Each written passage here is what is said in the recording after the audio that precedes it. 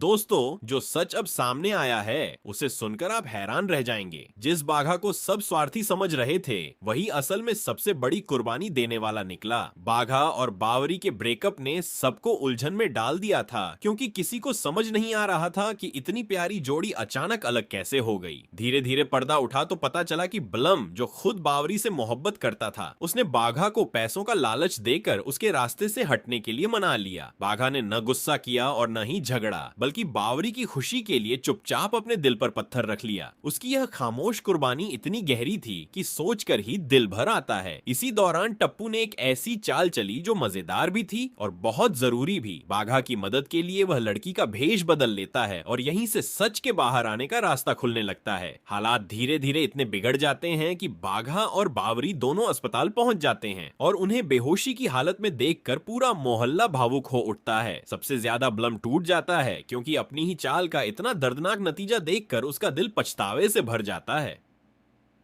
आखिर वह पल आ ही जाता है जिसका सबको इंतजार था।